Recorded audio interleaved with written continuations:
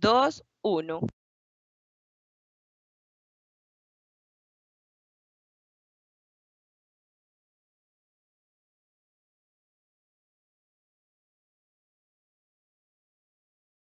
Hola, buenas tardes.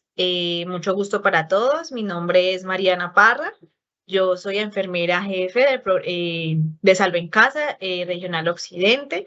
En el día de hoy vamos a hacer una sesión muy interesante sobre lo que son los primeros auxilios psicológicos y contención en crisis, lo cual creo que es un tema bastante pertinente para que todos podamos adoptar en cualquier momento, situación que se nos presente en la vida. El día de hoy tenemos la grata invitada, la doctora Kelly Sofía Mojica, quien es la psicóloga de aquí, una de nuestras psicólogas de aquí de Salud en Casa. Ella nos va a estar acompañando con todos sus conocimientos para que podamos tener un abordaje mejor en este tipo de situaciones. Bienvenida, Kelly, y pues muchísimas gracias por atender este espacio. Muchas gracias. Aquí en la primera página tenemos el QR para que puedan registrar la participación en este encuentro virtual. Mi nombre es Kelly Mojica, trabajo en la compañía hace aproximadamente 7 años y he tenido el gusto de trabajar en Salud en Casa, que es la IPS domiciliaria de Sura y que también tiene otros servicios, otros programas especiales. En este momento me encuentro en acompañamiento a usuarios del programa de cuidados paliativos domiciliario y algunas atenciones a programa de permanentes. Bueno, me gustaría hoy compartirles claramente pues este tema de contención en crisis y esta contención en crisis basado en los primeros auxilios psicológicos, que ha sido pues como un diseño que se ha hecho de cómo dar ese paso a paso para poder brindar un acompañamiento oportuno. Porque yo podría acompañar de muchas formas, la pregunta es si la manera como yo estoy acompañando realmente beneficia a la persona y responde a las necesidades de ese otro que yo estoy acompañando. Realmente todos tendríamos la capacidad de acompañar en todo momento, tenemos la capacidad, lo que requerimos es claridad de la forma como vamos a llegar, entonces ojalá podamos hacer una construcción.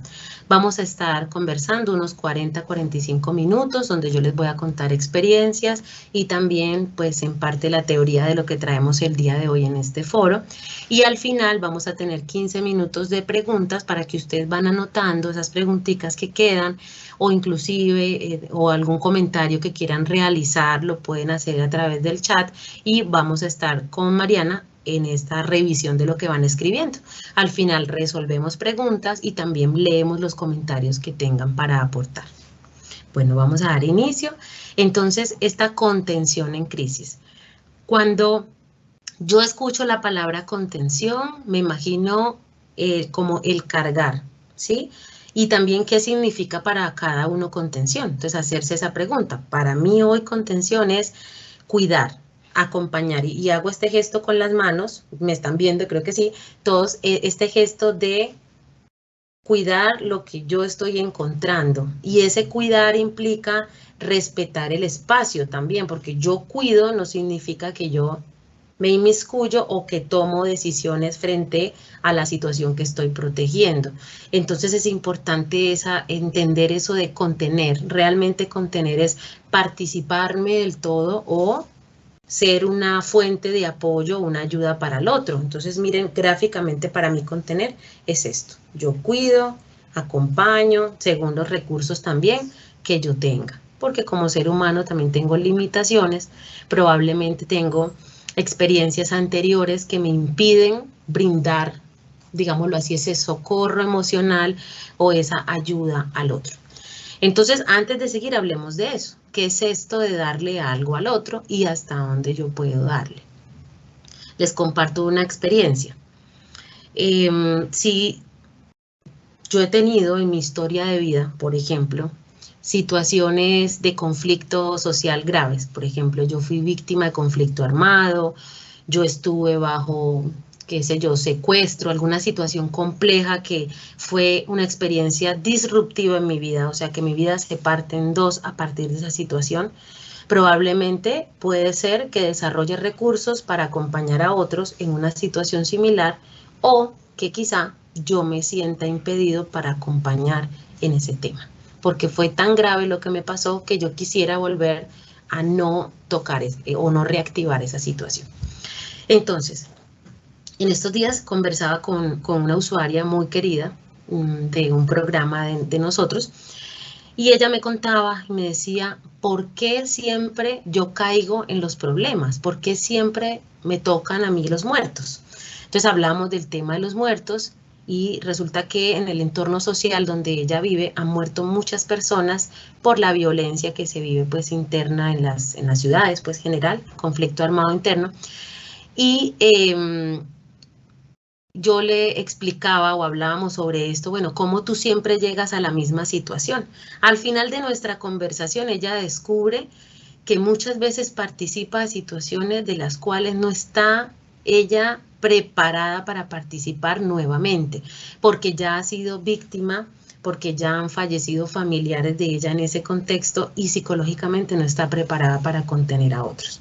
Es decir, ella identifica que como persona debe alejarse de esas situaciones por lo pronto porque no es capaz de socorrer emocionalmente a otro individuo que haya vivido esa misma experiencia. Entonces, esto es lo primero que les quiero decir. Es importante que cada uno se revise, se conozca. El autoconocimiento creo que es la primera habilidad para la vida y la más importante que cada uno puede tener, donde reconocemos nuestras grandes capacidades y también nuestras limitaciones. Y esas limitaciones vistas como una posibilidad de crecimiento. Si para mí implica una limitación emocional es porque probablemente es un tema que yo debo trabajar conmigo o con las personas que me asesoren, bien sea a nivel psicológico o a nivel espiritual también, o si pertenezco a un grupo social donde me puedan brindar asesoría. En todo caso, este es el punto de partida, reconocerme a mí como ese ayudador de otros y hasta dónde yo puedo también contribuir, ¿cierto? En esas acciones. Y el ayudar, pues, se da desde diferentes puntos de vista. Ahora sí vamos como a mirar estos paso a paso. Entonces, si miramos en definición, ¿qué son los primeros auxilios psicológicos? La definición más clara es que los primeros auxilios psicológicos es la primera ayuda e inmediata, o sea, inmediatamente ocurre el suceso que le ofrecemos a personas que están viviendo una situación compleja, están afectadas por una experiencia traumática en el momento. Es decir, si ustedes me dicen, Kelly, entonces brindar primeros auxilios psicológicos una semana después, ¿no son auxilios psicológicos? Podríamos decir que tal vez si el trauma persiste, pero le llamamos primeros auxilios psicológicos contención en crisis en el momento que ocurre. ¿Y cuál es el propósito de ese momento que ocurre? Evitar que se convierta en una experiencia más traumática de lo que ya es. Por ejemplo, cuando somos testigos de la muerte o un accidente grave de una persona, allí digamos que la tarea sería socorrer inmediatamente a quien está siendo afectado por la situación. Accidente grave donde alguien se ve involucrado, donde puede perder de pronto la noción del tiempo, se desoriente pues como dónde estoy, con quién estoy, qué me está pasando, a quién llamo. Entonces allí probablemente por la energía de la situación que está pasando, los niveles de estrés y de ansiedad aumentan y la persona puede verse desorientada en el hacer, ¿sí? Allí es donde entramos nosotros a colaborar, bueno, ¿qué necesitamos? Y ahorita miramos ese paso a paso. O una situación, por ejemplo, de asalto o de violencia física o inclusive psicológica, también alguien puede quedar bastante golpeado con esto. Un tema de desastres naturales, pérdida violenta de un familiar, pérdida inesperada de un familiar, enfermedades súbitas, por ejemplo, cuando de repente dan un diagnóstico que tiene un mal pronóstico de vida y eso genera un impacto, un choque emocional porque no sabemos qué hacer con la información que tenemos. Y también otra situación compleja, como por dar un ejemplo, serían las agresiones sexuales, saber cómo abordar en principio. Definitivamente esta práctica de primeros auxilios psicológicos se aplica en experiencias emocionales que sean muy intensas y que puedan desencadenar un malestar significativo en esa persona. Bueno. Los primeros auxilios psicológicos tienen un paso a paso. Lo primero, o las 4 características que debemos identificar de esas situaciones que requieren este apoyo, primero es el malestar inmediato que pueda tener la persona, identificar cómo se sostiene en el tiempo, en los próximos días y semanas, cómo se encuentra esa persona pues alrededor de la experiencia que está viviendo. La segunda característica es que esa afectación emocional que nosotros observemos, nos demos cuenta que no es normal. ¿Y a qué le llamamos normalidad? A lo que comúnmente desde nuestra percepción vemos que ocurren las situaciones. Entonces digamos que yo observo una persona que está llorando incontroladamente, que no logra coordinarse, que yo conozco que en otras situaciones se comporta distinto. Ahí podríamos darnos cuenta que esa emoción se salió de contexto, que no es normal lo que está pasando con esta persona y brindo la contención en primeros auxilios psicológicos. Importante después de identificar ese malestar, también desmitificar todas estas emociones que de pronto la persona no reconoce, ¿cierto? Y que yo no vaya a señalar como negativas cuando quizá en el momento son necesarias. Pueden ser un mecanismo de defensa o puede ser el reconocimiento de lo grave que me está pasando para poder actuar. Bueno, tener en cuenta que este tipo de experiencias suelen recuperarse al cabo de 1 a 3 meses cuando son traumáticas y también que la mayoría de personas logran reponerse de esos eventos. Estadísticamente, 1 de cada 7 personas podría quedar con secuelas emocionales a largo plazo, secuelas como depresión, trastorno de sueño y trastorno de estrés postraumático. ¿Cuáles son esas reacciones que tenemos frente a una situación de crisis? Hay 4 tipos de reacciones. Tenemos las emocionales, cognitivas, físicas e interpersonales. ¿Cuáles son las emocionales? Por ejemplo, en estado de shock, la persona no responde o la persona se queda con el mismo tema, ¿sí? No avanza, sino que está con una repregunta constante de lo que está pasando, no entiendo qué pasa, eso es un estado de shock, cuando pierdo la capacidad de conectarme con la situación y más bien me quedo pues como en el evento traumático o no encuentro la salida a la situación. Síntomas como escenas donde la persona sienta terror, esté irritable o enojado con la situación, sentimientos de culpa hacia sí mismo o hacia otro, experiencias de rabia, experiencias de dolor y tristeza, embotamiento emocional, sentimientos de impotencia, pérdida del disfrute derivado de actividades familiares o cotidianas, pues que tenga la persona dificultad para sentir alegría. Eso es lo que puede pasar posterior a una situación compleja. Me desconecto emocionalmente, de alguna manera podría ser un mecanismo de defensa como desensibilizarme, ¿cierto? Para no sentir tanto dolor, o definitivamente cuando tengo muchas emociones al tiempo y no logro como capitalizar o encontrar el foco, la salida de lo que me está pasando. Reacciones cognitivas en una situación de crisis, dificultad para concentrarse, dificultad para tomar decisiones, dificultades en la memoria, incredulidad. Esta incredulidad principalmente podríamos pensar que sería como esa primer fase de los duelos o del duelo cuando yo pierdo un familiar, por ejemplo, fallece repentinamente y la persona podría negarse como una primer fase de duelo a que esto de verdad esté ocurriendo. Confusión en tiempo, en espacio, inclusive en su propia persona, desarrollo de pesadillas permanente durante los primeros días, autoestima decaída, noción de autoeficiencia disminuida, es decir, no sentirse capaz para poder resolver. Pensamientos o recuerdos intrusivos sobre el trauma, preocupación y disociación. Bueno, las reacciones físicas que puede tener una persona o que podemos observar en ellas es fatiga, cansancio, insomnio, taquicardia o palpitaciones, especialmente cuando hay episodios de ansiedad o estrés elevado por la situación. En los siguientes días también podemos observar sobresaltos, exaltación, incremento de dolores físicos. Bueno, dolores de cabeza, perturbaciones a nivel gastrointestinal o en cualquier otro sistema de nuestro organismo. Y reacciones interpersonales, como emocionalmente no se está centrado o por lo menos no se entiende lo que está pasando porque quizá estamos atravesando un proceso de duelo, perder algo, una persona, o la seguridad porque me sentía seguro y luego de ser abusado me siento inseguro de salir a la calle, o me roban y me siento inseguro también de compartir con otros. Todo esto definitivamente me hace sentir vulnerable y por eso afecta automáticamente la relación o vinculación que yo tenga con otros. Por eso aquí dentro de todas las características, la desconfianza, sensación de vulnerabilidad del entorno, ¿cierto? Sensación de abandono, de rechazo, y pues esto lo va a llevar a la persona en suma a conflictos con el entorno porque no logra manifestarse como de pronto antes lo hacía. Relacionarse de forma saludable. Bueno, y la pregunta es, ¿quién puede brindar esta primera atención? Definitivamente esta primera atención la puede brindar un psicólogo, un médico, un trabajador social o cualquier persona que esté alrededor y tenga la capacidad de hacerlo. Vecinos, amigos, familiares, toda persona que considere que tiene capacidad y empatía para poder acompañar. O sea que todos lo podemos hacer.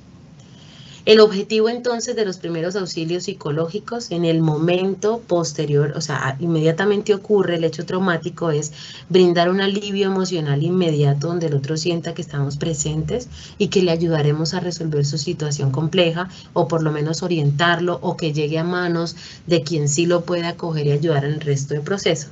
Y dos, prevenir el desarrollo de secuelas emocionales futuras. Los objetivos generales de los primeros auxilios psicológicos, vamos a mencionar 4. Reducir el nivel de estrés inicial en el afectado causado por el evento traumático.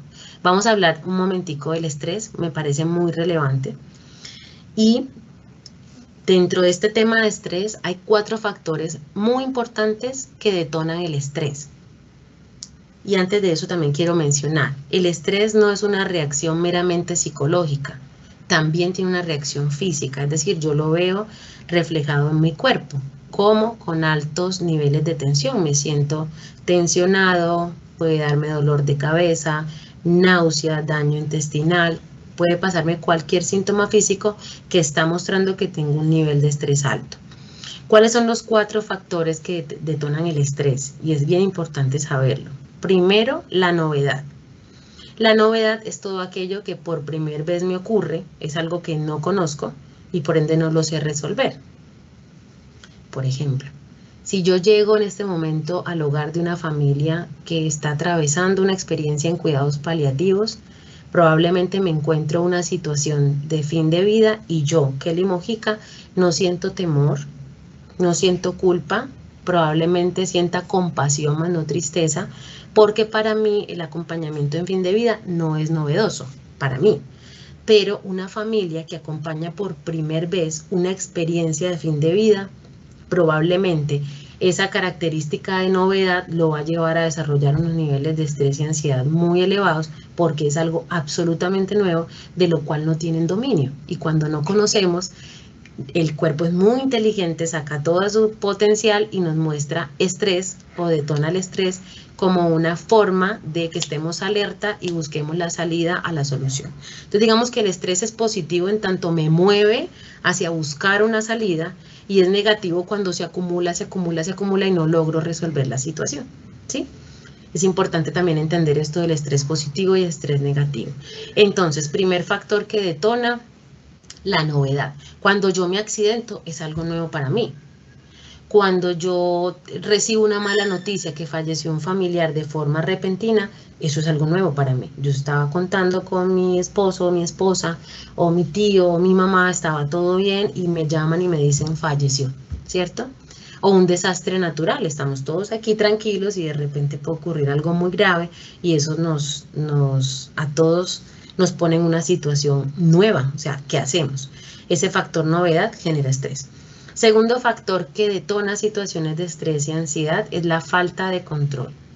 Evidentemente, cuando uno tiene una situación crítica que requiere primeros auxilios psicológicos es porque es impactante y es porque es traumática. Por ende, no tengo control de la situación y eso detona el estrés. Tercer factor que detona el estrés, la incertidumbre. No sé qué va a pasar después. Cuando alguien está en un evento traumático, no sabe cuál es el paso siguiente. Me accidento, estoy golpeado, mi familiar también. Pues, ¿qué sigue? Todo se sale de control. También genera ese disparador de estrés. Y la cuarta característica que detona el estrés es el ataque a la persona. Cuando hay una situación en la cual yo como Kelly Mojica me siento vulnerada en mis derechos, me siento vulnerada en mi libertad, por ejemplo, un secuestro, un abuso sexual, una situación social compleja, definitivamente altera mi estrés y desarrollamos también síntomas de ansiedad.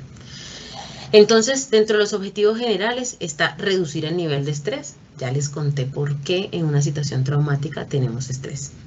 Lo segundo, fomentar la adaptación a corto, mediano y largo plazo del afectado. Es decir, ayudarle para que vaya poco a poco adaptándose al cambio que esa experiencia le está sugiriendo en todo sentido.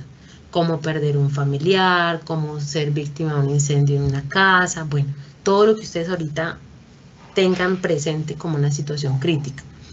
Tercer característica, potencializar las estrategias de afrontamiento del afectado. Definitivamente puede ser que en ese acompañamiento nos demos cuenta que esa persona es fuerte y puede lidiar con la situación. Bueno, yo recuerdo, les voy a compartir una experiencia cortica. Recuerdo hace unos 4 años que una compañera de una IPS de Sura estaba compartiendo conmigo y en ese momento en que estamos almorzando recibe la noticia de que su padrastro fallece súbitamente en el baño. Al parecer el señor se cae, sufre un infarto fulminante y fallece en su apartamento. Mi compañera entró en crisis, yo le pregunté qué es lo que más le preocupaba en el momento, fue lo primero que yo pensé, porque también el otro entra en crisis y tú también como que te conectas con esa situación. Y le pregunté, bueno, ¿qué es lo que más te angustia en este momento? ¿En qué te puedo ayudar? Y me dijo, mi angustia mi mamá. Listo, te angustia tu mamá. Es decir, que la primera angustia no es el padrastro, no es que no le importe, sino que su primer motivador como para salir corriendo a acudir a la situación era su mamá. Esta mamá vivía a 16 horas de distancia, si hablamos de carretera, y como 3 horas en avión, no sé, tenía que hacer varios vuelos. Entonces, fíjense cómo esta situación crítica ella ni siquiera la podía resolver porque no podía llegar inmediatamente a acudir a su madre y a su vez a su padrastro que acaba de fallecer. Entonces, lo primero que identifiqué es, tiene miedo, tiene tristeza por la situación que vive su mamá y no sabe qué hacer. Entonces vamos a desglosar esto. Digamos que lo hice como muy naturalmente y muy rápido. Bueno, ¿te preocupa tu mamá? Ok, entonces vamos a atender a tu mamá. ¿Y qué otro apoyo tiene tu mamá allá donde vive? No sé, creo que es Santander, no sé. ¿Con quién vive tu mamá? Ah, bueno, tiene una hermana cercana. Bueno, ¿y qué tal si contactamos a tu tía para que acuda a tu mamá mientras tú llegas mañana o llegas hoy en la tarde? Lo primero que hicimos fue ayudarla, le marqué el teléfono de la tía, habló con la tía y cuando la tía le dio garantía de que iba a acudir a ayudar a su mamá, ella se tranquilizó un poquito. Como vi que tenía recursos de afrontamiento, que era una mujer fuerte, que estaba aterrizada, que no se desorientó, que tenía mucho ánimo por resolver, entonces empecé a buscar todas las salidas, llamé al jefe, le informé lo que estaba pasando, busqué y gestionamos con otros compañeros que pudiera llegar a su casa a cambiarse su ropa y además porque el esposo le iba a ayudar a conseguir un tiquete para poder viajar. ¿Sí? Toda esta historia. Entonces, realmente no resolví la situación, ni resolvimos la situación. Lo que hicimos fue articularnos todos y gestionar las necesidades de ella en ese instante, que eran 2. Gestionar que alguien llegara a acudir a su mamá y 2, que ella pudiera llegar a su casa sana y salva para poder hacer los trámites de su viaje. Fue todo lo que hicimos. Y fortalecerla y decirle, tú puedes, esto es una situación que podría pasar, tú eres capaz de afrontarlo y vas a estar apoyando a tu mamá. Se le dieron pues como esas herramientas personales y con eso ella salió avante con esta experiencia, llegó al día siguiente a su municipio de origen y atendió la situación como necesitaba, pero en ese momento tuvo todo el soporte y toda la orientación. Voy a abrir paréntesis. Mi gran temor era que tomara el carro, se montara y de pronto se accidentara en el traslado por ir estresada. Entonces creo que fuimos una ayuda instrumental en ese momento todo el equipo de trabajo y funcionó y han pasado muchos años y es satisfactorio recordar que hiciste parte de un evento complejo y que se pudo acompañar, no resolver, acompañar. Y que además yo logré reconocer en ella todos los recursos personales que sí tiene para afrontar esa situación y que hiciera uso de ellos, obviamente pues en ese contexto. Bueno, y este cuarto objetivo que lo acabo de mencionar, proveer el contacto social con familiares y amigos. Básicamente, extender o encontrar esa ayuda social de la persona para que puedan seguir resolviendo la situación. Bueno, esta parte es muy importante. Hay unas características que debemos tener en cuenta para no intervenir, es decir, para acudir a un centro de atención primaria donde la atención sea especializada, para que no se nos salga de las manos, para que no resultemos de pronto con culpa porque finalmente no apoyé, de pronto nos faltan recursos a veces para identificar en qué sí podemos y en qué definitivamente no.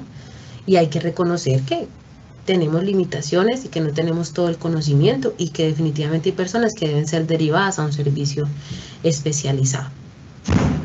Bueno, entonces, ¿cuáles son esas características de personas que yo no puedo atender y debo inmediatamente remitir o puntualmente acompañar a un servicio de urgencia si es posible para que quede bajo el control de un equipo médico que se haga responsable de la persona para que no haya una autolesión o lesión a otros?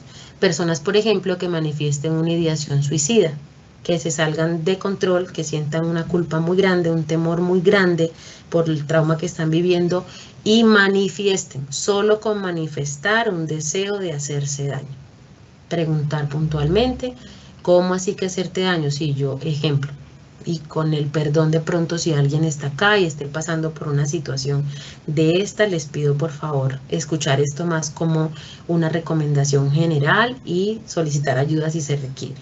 Personas que manifiesten deseos de no vivir y que puntualmente digan yo me quiero hacer daño o en este caso voy a hacerle daño a otra persona. Entonces para poderle ayudar, como no está totalmente orientado y no está aterrizado en su persona, yo debo remitir a esta persona a un servicio de urgencias y allí ya sabrán qué hacer, cómo activar las rutas, las diferentes rutas. Si es un abuso sexual, activarán rutas. Si es una situación de violencia intrafamiliar, hay otras rutas. Si es una situación de depresión o de desborde emocional y shock por una situación impactante, también le brindarán los servicios tanto en salud mental como física también. Bueno, personas que no reaccionan a los estímulos físicos y también verbales, es decir, yo le hablo a la persona y no reacciona, ¿sí? O de pronto cae en un estado de descompensación física donde tampoco me responde, debo llevarlo inmediatamente a un servicio de urgencias. Ideas desajustadas de la realidad, como para hacerlo más sencillito, que yo manifieste situaciones que están fuera de contexto. Yo digo, esto no coincide con la realidad que estamos viviendo, lo traslado. Crisis de pánico recurrente o grave, pánico que se puede traducir en llanto, encierro de la persona, gritos, cualquier acción donde no pueda autocontenerse.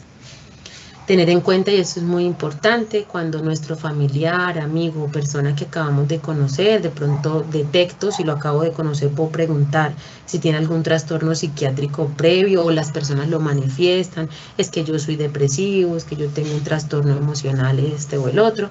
Entonces, si lo conozco, que normalmente cuando conocemos a nuestro familiar o amigo ya sabemos que tiene mayor vulnerabilidad a entrar en un estado de crisis, si tiene un trastorno psiquiátrico previo. No necesariamente. Hay personas con diagnóstico psiquiátrico previo que no se descompensan, sino que ya tienen recursos y pueden avanzar en la situación. De resto, remitir. Preventivamente. ¿Qué debemos tener en cuenta antes de brindar los PAP, primeros auxilios psicológicos? Primero, autoevaluarnos. Es decir, como de entrada les estaba compartiendo, hacer una buena introspección con mucha sensatez, con mucha honestidad, de saber si estamos en condiciones o no para brindar estos primeros auxilios psicológicos. Y bueno, aquí yo voy a resaltar algo y es, no tengo que hacerme la pregunta tan formal, ¿no? Kelly, ¿tú puedes brindarlo? No, no necesariamente. Tal vez eso se ve en la experiencia. Puede ser que inclusive ustedes se sorprendan a la hora de brindar un primer auxilio psicológico porque pensaron que no podrían ser capaces de hacerlo y resultaron siendo capaces de escuchar, orientar, hacer, ¿sí? Y que pues al final quedaron bien.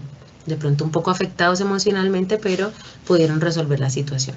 Ese autoevaluarnos es cuando ya tenemos unas experiencias claras donde yo ya sé que allí no me inmiscuyo, como el compartir que les hice de una paciente muy querida que me contaba esto. Yo me decía, yo no soporto o no puedo acompañar a otras personas, otras mujeres que su hijo haya muerto porque a mí se me murió mi hijo.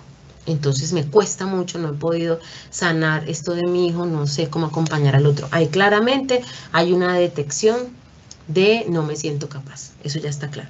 Entonces ese es el autoevaluarse, el tener plena conciencia en el momento y si estoy viendo que no estoy pudiendo con la situación y quizás me estoy conectando también con la crisis, retirarme y permitir que otra persona se acerque y lo haga. O definitivamente lanzarme a la experiencia y en el camino pues me voy dando cuenta si estoy pudiendo o no sostener la situación. Lo segundo, evaluar la aplicabilidad, darme cuenta, como mencionábamos anteriormente, si esa persona le aplica que yo le apoye y le haga contención, o definitivamente yo debo derivarlo a un centro de atención primaria o a algún otro familiar que haya llegado en el momento. Herramientas, es importante trabajar mucho en el desarrollo de habilidades personales, ¿sí? Para poder estar conectados con lo que nos pasa y poder entender también quizá un poquito lo que le pasa al otro, para ponernos en los zapatos del otro. Y eso también está ligado al sentido humano, la empatía y el amor por el otro. No necesariamente las estrategias teóricas, pero sí tener ese desarrollo empático y compasivo por lo que le pasa al otro. Y muy importante a tener en cuenta cuando brindamos estos primeros auxilios psicológicos es brindar una información clara y veraz para no ser interruptores de procesos, sino al contrario, darle vía. Porque puede ser que yo participe, no doy una información clara y veraz y lo que hago es generar obstáculos en el proceso de atención de la persona. Bueno, permítanme un segundito, miramos acá. Tiempo, listo.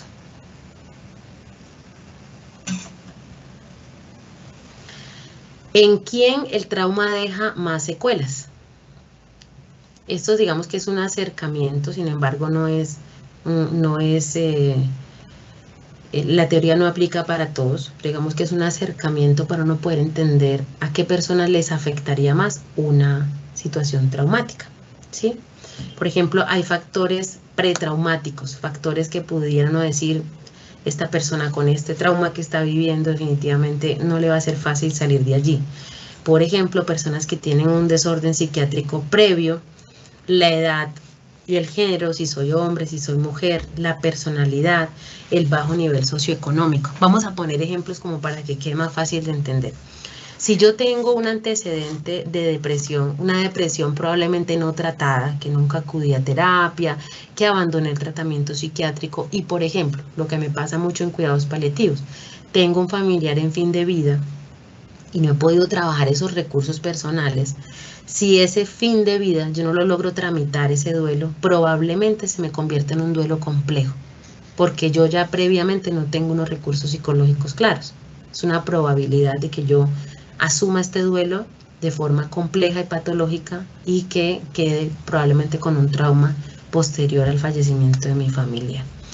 El género y la edad, esto tiene que ver con, por ejemplo, chicos que han perdido a su mamá teniendo 12, 15 años. No es lo mismo ser un jovencito que requiere a su mamá, a su papá y de pronto falta, allá ser una persona con un desarrollo económico, personal, estable, donde de pronto no necesita mamá y papá, por decir algo, los chicos donde fallecen mamá y papá. Bajo nivel socioeconómico, cuando yo, además de las situaciones sociales y económicas que tengo, además de eso, me ocurren otras experiencias que le suman más inconveniente a mi vida. Por ejemplo, ya veníamos recuerdo ahorita una familia, una crisis económica y era mi esposo el que sostenía el hogar y resulta que a mi esposo le ocurre un accidente, no tengo cómo sostener el pago del hospital, la clínica, es decir, se me une todo, el tema familiar, el rol que ocupa la persona que tiene en la situación, ¿cierto?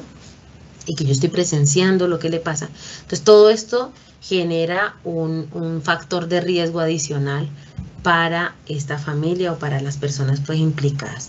La falta de educación, la raza más asociada al estatus social, la existencia de traumas previos, esto de, doctora, me cuentan, es que a mí se me ha muerto tal persona, se me murió el otro familiar, luego el mismo año me pasó esto, el mismo año me pasó, entonces a veces encontramos que en un solo año les han pasado 5 cosas.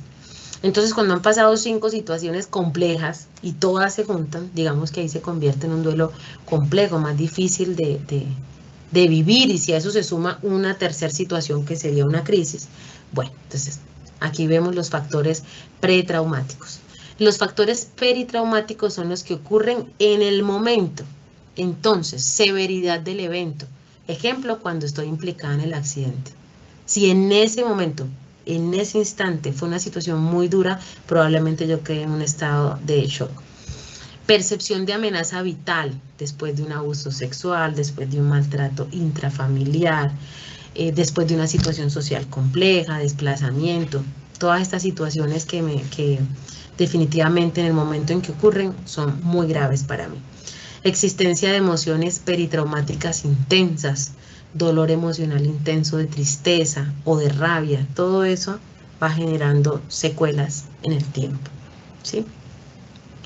Disociación peritraumática, cuando no recuerdo ni siquiera el evento, o sea, como que tengo fotos de lo que ocurrió, pero a la vez se me olvidan pequeños detalles de lo fuerte que fue. Entonces, esos factores peritraumáticos casi que garantizan la secuela que va a tener la persona, porque fue muy difícil.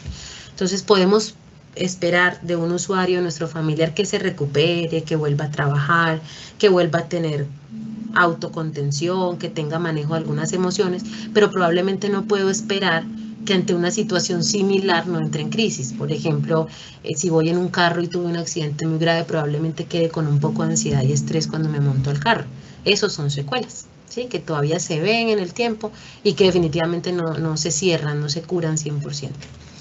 Factores postraumáticos, lo que ocurre después de esa situación difícil, ¿sí? Y es, por ejemplo, la percepción de bajo soporte, cuando la persona que se va, o sea, se ausenta completamente de mi vida y empiezo a sentirme sin un piso, ¿sí? Caso que se me viene a la cabeza, algunos usuarios que se dedicaron 100% al cuidado de los papás y hoy se quedan sin papá y mamá porque ya trascendieron, y eso les da una sensación como de estoy solo, ¿cierto? Eran ellos los que me escuchaban, con ellos compartía. O una adolescente muy linda que me dijo, se va mi mamá y ahora ¿quién me va a escuchar? Ahora cuando tenga novio, ¿quién me va a orientar con este novio? ¿Sí? Entonces los factores postraumáticos es todo lo que se altera después de la situación, especialmente la muerte de alguien, ¿sí? Básicamente, o perder una casa. Entonces después de un, no sé, un terremoto, un incendio, yo a donde vivo, ¿sí? Esa sensación de haber perdido el piso y literalmente muchas personas se quedan sin soporte.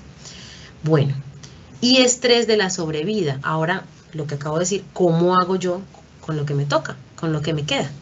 Cuando se brindan primeros auxilios psicológicos, uno logra reducir muchísimo estas secuelas, porque le ayuda a ordenar a la persona sus ideas sobre cómo afrontar las situaciones que se vienen. Y esto es algo que trabajamos mucho los equipos de paliativos, inclusive los permanentes, en el duelo anticipado. Empezamos incluso a prepararnos para lo que se viene. Bueno, ¿y qué viene para ti? ¿Y qué harías si tu familiar se va? ¿Qué sigue?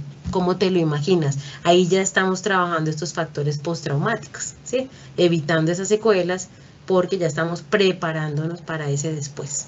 Esa ausencia, esa sensación de no tengo soporte social y ese estrés que me puede causar estar sin la persona que en este caso fallece, ¿cierto? Bueno, esta intervención de los primeros auxilios psicológicos. Entonces, como para resumir, intervención psicológica que es breve, inmediata en el momento de la crisis. 2, que hacemos una recolección rápida de la información para poder evaluar y tomar decisiones. 3, los primeros auxilios psicológicos parten de estrategias basadas en evidencias científicas. O sea, tener en cuenta que este paso a paso de la identificación emocional, la búsqueda de soporte de la persona o familiares, ¿sí? El acompañar y el poder direccionar a la persona hacia donde requiera, es muy importante tenerlo en cuenta acá. Los primeros auxilios psicológicos deben adaptarse de forma adecuada y rigurosa a los diferentes contextos culturales y a las distintas franjas de edad. No a todos se les brinda los primeros auxilios psicológicos de la primera forma. Si es un adulto, quizá pueda tomar decisión en medio de la crisis y lo que hacemos es orientar. Si es un niño, definitivamente debemos cobijar y acompañar hasta que esté seguro en un lugar y con la persona indicada. Bueno, el paso a paso de los primeros auxilios psicológicos, tenemos la escucha activa, reentrenamiento de la ventilación, que es el acompañamiento para que la persona respire y vuelva o tome un poco de calma. La respiración nos ayuda a oxigenar, ¿sí? A contener también la emoción para poder tomar las mejores decisiones en los pasos siguientes. La categorización de necesidades, como les contaba, ¿qué es lo importante en este momento? Por ejemplo, dirigirme a la clínica. Por ejemplo, informarle a un familiar cercano. La derivación de redes de apoyo y la psicoeducación. O sea, yo le indico a la persona qué debemos hacer.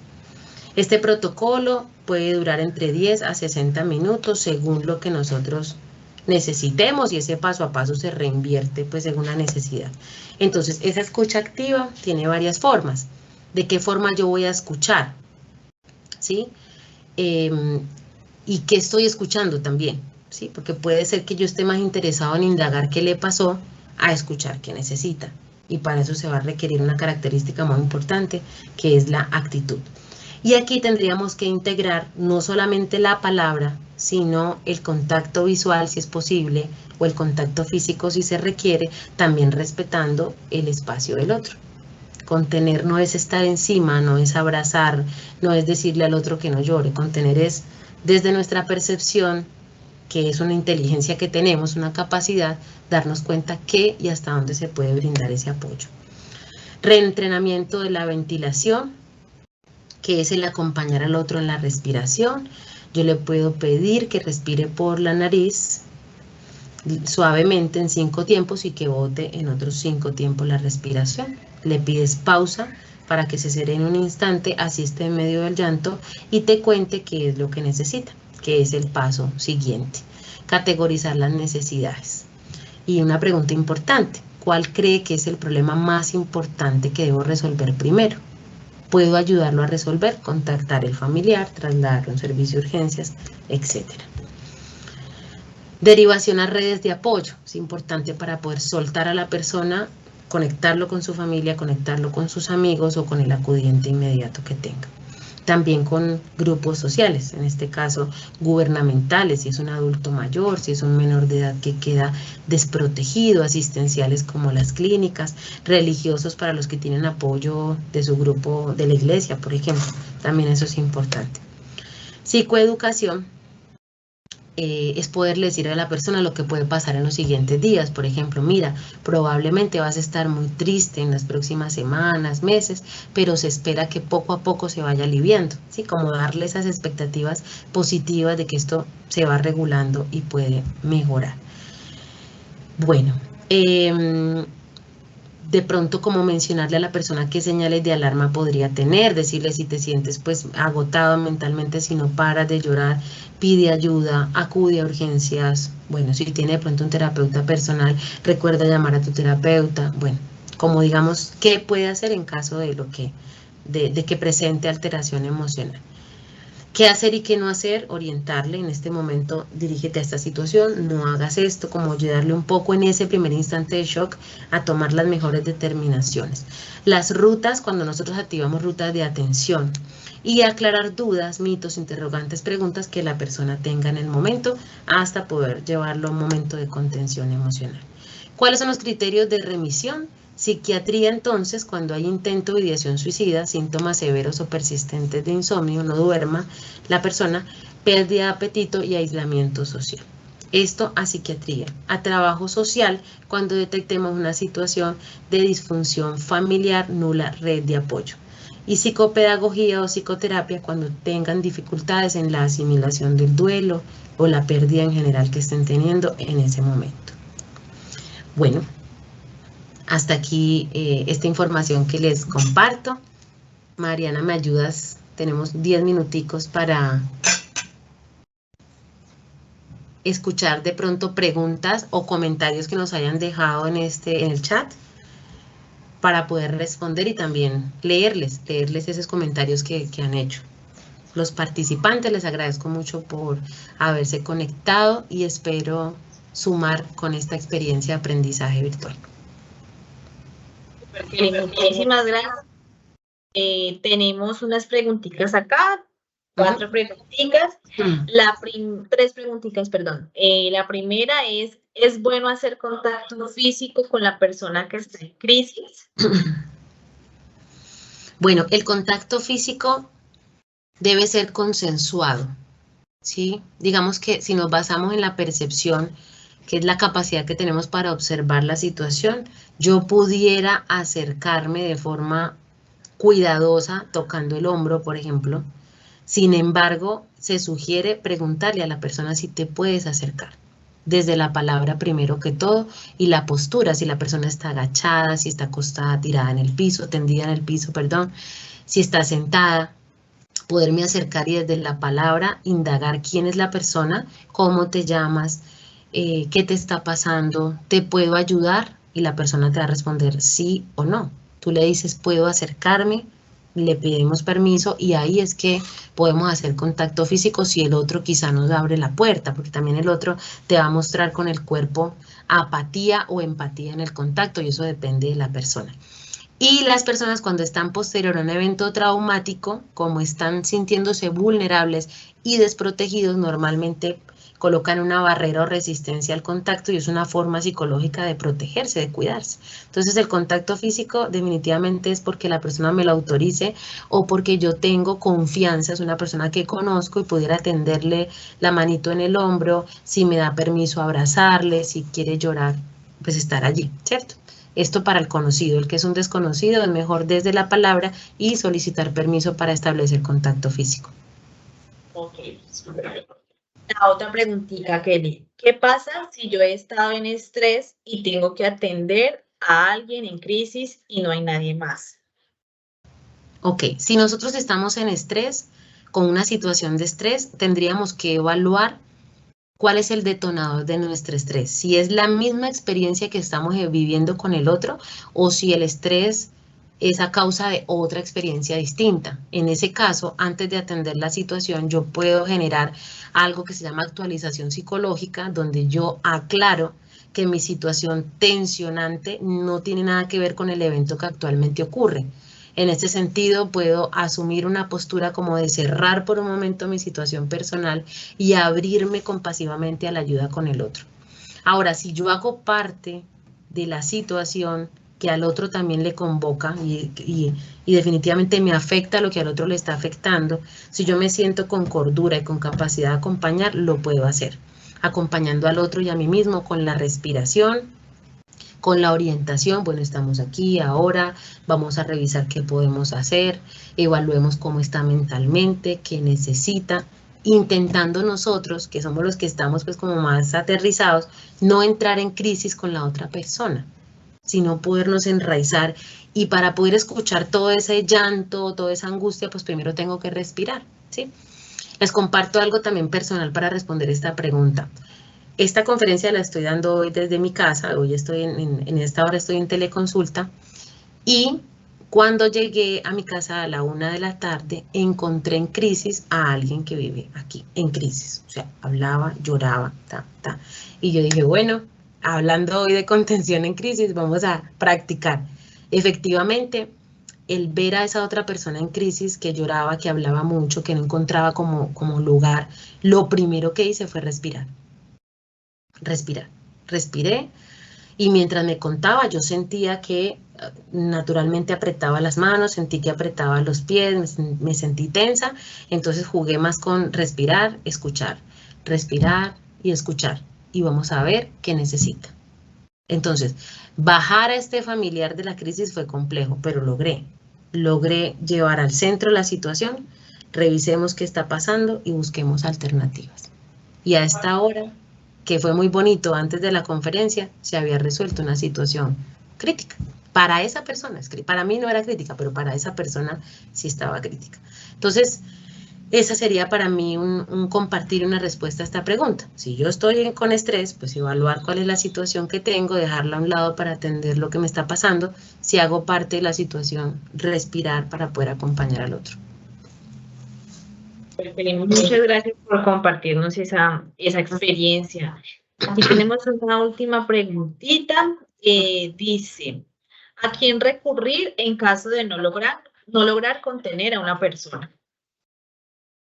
Cuando no logramos contener a la persona y observamos las características que mostramos como ideación suicida o manifestación de querer hacer daño a otro, o que no concilien el sueño, o que no puedan hacer autocontrol de emociones, se debe dirigir a un servicio de urgencias inicialmente para que allí con su servicio de salud lo direccionen probablemente a un centro especializado de salud mental y le hagan la contención ya de forma física o más interdisciplinariamente. Ok, listo. Y creo que no son más preguntas por el momento. De verdad, de antemano, muchísimas gracias por este acompañamiento. Creo que fue bastante enriquecedor, puesto que es una situación que nos ocurre en posición de paciente, de amigo, de padre, de hermano, en cualquier situación, y es bastante útil lo que nos has dicho. Esperemos que cada uno de las personas que están en este momento atendiendo esta conferencia, logremos incorporar ese tipo de tips que creo que son fundamentales. De verdad, Kelly, muchísimas gracias, muy enriquecedor todo. Muchas gracias al público que nos está atendiendo en el día de hoy. Esperamos que haya sido de bastante utilidad.